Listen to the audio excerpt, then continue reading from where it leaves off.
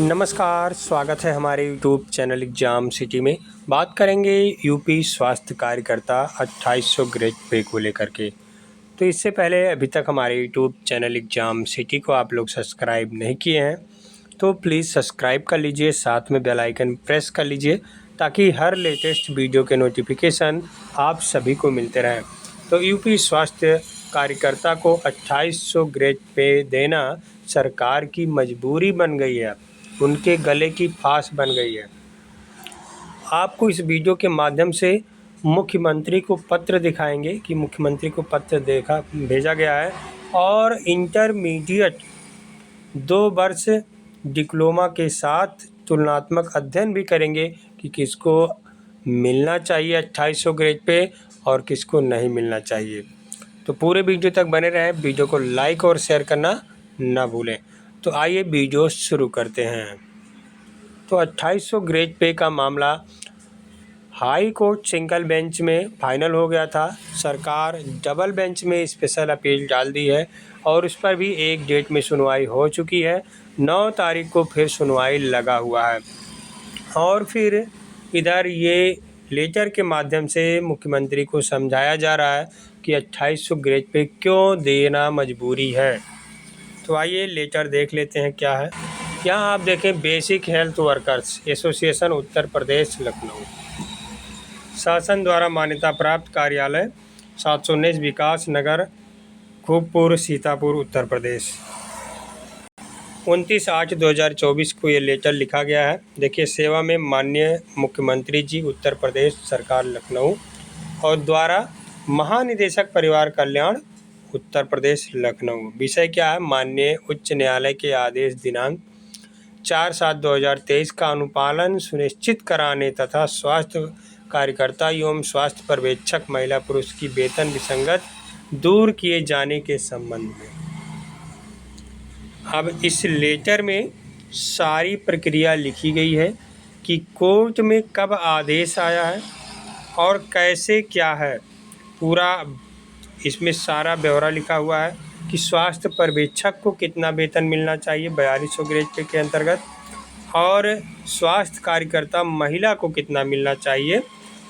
वैसे 4 जुलाई 2023 का आदेश भी आ चुका है, उसके अनुपालन में मुख्यमंत्री जी को ये लेटर भेजा गया है और इसको तुलनात्मक अध्ययन के द्वारा उनको बताया गया है कि क्यों एनएम को 2800 ग्रेड पे देना मजबूरी हो गई है। इसमें सभी प्रकार के जो सेवा एनएम देती हैं उनकी शैक्षिक योग्यता क्या है, पूरा बिंदुवार इसमें दिया हुआ है।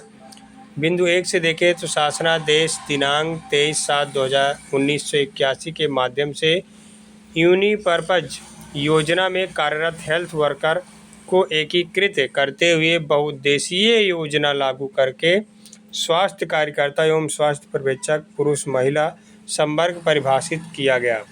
यहाँ पर यूनिपर्पज योजना में कार्यरत हेल्थ वर्कर के वेतन मान, शैक्षिक योग्यता, प्रशिक्षण आदि अलग अलग थे।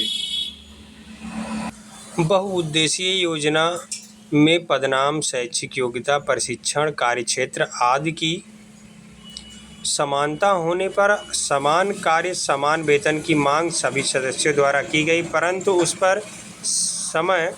समय सरकार व शासन द्वारा समस्या का समाधान नहीं किया गया। ऐसी स्थिति में संगठन माननीय न्यायालय में जाने को बाध्य हुआ। संगठन को माननीय उच्च न्यायालय से लेकर माननीय उच्चतम न्यायालय तक अपनी न्यायोचित मांग पर न्याय प्राप्त हुआ। उच्चतम न्यायालय द्वारा वर्ष 1988 में स्पष्ट रूप से समान कार्य समान वेतन का भुगतान एरियर सहित किए जाने के आदेश पारित किए गए के साथ ही यह भी कहा गया कि शैक्षिक योग्यता न्यूनतम हाई स्कूल एवं प्रशिक्षण की अवधि 2 वर्ष कर दी जाए। सरकार शासन द्वारा उक्त संवर्ग को माननीय उच्च न्यायालय के निर्णय के सम्मान में वेतन व एरियर का भुगतान कर दिया और वेतनमान लागू हो गया। किंतु खेद के साथ अवगत कराना है कि दिनांक 5/1/1996 को उक्त संवर्ग के विरुद्ध सरकार द्वारा एक अध्यादेश लाया गया जिसमें विभिन्न धाराओं के तहत उच्च संवर्ग को आच्छादित करते हुए दिया गया वेतन दिनांक 23/7/1981 से वापस कर लिया गया, जिनका प्रभाव उच्च संवर्ग जीवन पर वज्रपात के समान हुआ। संगठन के अध्यादेश दिनांक 5/1/1996 का विरोध किया गया और माननीय उच्च न्यायालय में पुनः याचिका योजित कर न्याय हेतु गुहार लगाई गई। माननीय उच्च न्यायालय ने अपने आदेश में स्पष्ट रूप से कहा कि उक्त अध्यादेश का भूतलक्षीय प्रभाव नहीं होगा। इससे विरुद्ध सरकार पुनः न्यायालय में गई, परंतु न्यायालय द्वारा कोई भी राहत न मिलने की दशा में 2009 में दिनांक 23, 26 एवं 29 अक्टूबर 2009 को आदेश जारी करके उक्त संवर्ग को वेतनमान न्यायालय के आलोक में पुनः प्रदान कर दिए गए, जिससे कार्यकर्ताओं में हर्ष व्याप्त हो गया। किंतु न्यायालय से वाद समाप्त होते ही पुनः शासन द्वारा दिनांक 7 मई 2010 को आदेश जारी कर वेतन में असमानता पैदा कर दी गई, जिससे एक ही संवर्ग में एक पद के 2 वेतनमान जैसी विसंगति उत्पन्न हो गई। संगठन ने सामूहिक प्रयास करके सरकार के समक्ष उक्त वेतन विसंगति पर अपनी बात रखी। तत्कालीन अधिकारियों ने गंभीरता पूर्वक विचार करते हुए वेतन विसंगति दूर किए जाने संबंधी प्रस्ताव कैबिनेट में प्रस्तुत किया। कैबिनेट द्वारा प्रस्ताव पर मोहर लगाई गई और एक शासनादेश 19 दिसंबर 2011 को जारी करके 30/11/2011 तक प्रदेश में कार्यरत समस्त स्वास्थ्य कार्यकर्ता पुरुष महिला को वेतनमान 5200, 20,200, 2800 दे दिया गया।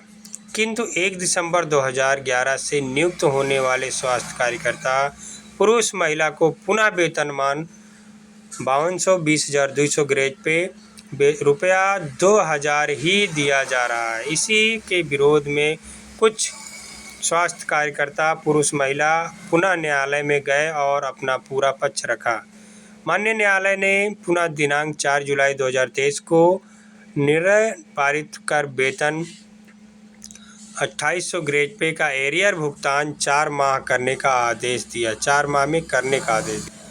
अवगत हो कि महानिदेशक परिवार कल्याण द्वारा उक्त संवर्ग में स्वास्थ्य कार्यकर्ता पुरुष महिला को वेतन 2800 ग्रेड पे, स्वास्थ्य पर्यवेक्षक वेतन 4200 ग्रेड पे देने का प्रस्ताव प्रबल संस्तुति सहित 26 अक्टूबर 2016 एवं 8 फरवरी 2017 में शासन को प्रेषित किया है। प्रमुख सचिव चिकित्सा स्वास्थ्य एवं परिवार कल्याण द्वारा महानिदेशक परिवार कल्याण के प्रस्ताव को वित्त वेतन समिति को भी संस्तुति सहित प्रेषित किया गया था। अब यहाँ देख लीजिए तुलनात्मक अध्ययन किसको कितना मिल रहा है वर्तमान में। यहाँ आप देखें तो जो फार्मासिस्ट होते हैं, जो आपके फार्मासिस्ट होते हैं उनको कितना मिल रहा है।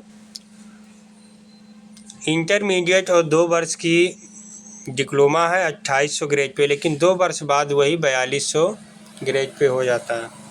ELT जिनका इंटरमीडिएट ही योग्यता है और 2 वर्ष डिप्लोमा 2800 ग्रेड पे उठा रहे हैं। एक्सरे टेक्नीशियन इंटरमीडिएट है, 2 वर्ष डिप्लोमा है, लेकिन ये 4200 ग्रेड पे मिल रहा है। BCG टेक इंटरमीडिएट 6 माह का केवल प्रशिक्षण है, 2400 ले रहे हैं। स्वास्थ्य कार्यकर्ता इंटरमीडिएट है, 2 वर्ष ही डिप्लोमा है, लेकिन इनको 2000 मिल रहा है। महिला पुरुष दोनों को इंटरमीडिएट, पुरुष का 1 वर्ष डिप्लोमा है तब भी 2000 मिल रहा है और महिला का 2 वर्ष डिप्लोमा है, 2 वर्षीय प्रशिक्षण है, फिर भी इनको 2000 ही ग्रेड पे क्यों दिया जा रहा है? क्यों महिला के साथ भेदभाव किया जा रहा है? जबकि ELT 2 वर्ष डिप्लोमा और प्रशिक्षण चाहे माने चाहे डिप्लोमा माने और इंटरमीडिएट वही योग्यता वही सब कुछ, लेकिन ग्रेड पे 2800 NM को 2000। ये असमानता वेतन में है और अभी तक बनी हुई है। आप यहाँ देखें तो इतने ज़िले के द्वारा संस्तुति पत्र भी भेजा गया है। अभी हाल ही में प्रोग्राम चला था इसका, हर ज़िले में लगभग भेज दिया गया है, पूरा देख सकते हैं। तो हमारे कहने का मतलब ये है जब NM का भी 2 वर्षीय डिप्लोमा है और योग्यता इंटरमीडिएट ही है, तो फिर ऐसा भेदभाव क्यों? सरकार को इस पर जल्द से जल्द अमल करके और लागू होना चाहिए, क्योंकि कोर्ट का आदेश भी है, तो सरकार को इसमें देरी नहीं करना चाहिए। सरकार को कर्मचारी विरोधी न बन करके कर्मचारी के हितैषी बनना चाहिए, नहीं तो इसका खामियाजा उनको लोकसभा में भोगना पड़ सकता है। लोकसभा चुनाव तो बीत गया, उसमें देख लिए हैं, अब विधानसभा में भी देख सकते हैं ये कि कितने इनकी प्रभाव डाल सकता है। ये बहुत ज़्यादा नुकसान झेल जाना पड़ेगा सरकार को, अन्यथा की स्थिति में 2000 से ग्रेड पे बढ़ाकर 2800 ग्रेड पे जल्द से जल्द कर दिया जाए सरकार की तरफ से। एक बात और कहना चाहेंगे, जो गोरखपुर की रीना बहन जी थी, वो जेल से छूटकर 2-3 दिन हो गया आ गई हैं घर पे, लेकिन अभी हम सबका काम और भी बाकी है कि उनको ससम्मान उनकी ड्यूटी पर भिजवाया जाए। ये कार्य अभी हम सबको कराना होगा। उनके ऊपर जो आरोप लगाया गया था वो सब झूठा है, बेबुनियाद है, इसलिए हम सभी को आपको साथ देकर उनको ससम्मान उनकी नौकरी पर फिर से उन्हें लाना है, प्रतिष्ठित कराना है। ये सब हम सबकी जिम्मेदारी है, क्योंकि जो उनके ऊपर दवा बिकने का आरोप लगाया गया था, बेचने का आरोप लगाया गया था, वो सब कोई भी साक्ष्य नहीं मिला है। 3 जांच समिति बैठाई गई थी, वो सब जांच समिति उनको कोई भी साक्ष्य ऐसा नहीं मिला कि वो दवा बेच रही थी। ठीक है, तो आप सभी से निवेदन है उनका साथ दें और वो फिर से अपनी नौकरी पे आएँ, क्योंकि 2 हफ्ता वो जेल में थी। बाकी और कोई जानकारी होगी तो हमारे यूट्यूब चैनल एग्ज़ाम सिटी के द्वारा आप सब ज़रूर शेयर किया जाएगा। धन्यवाद।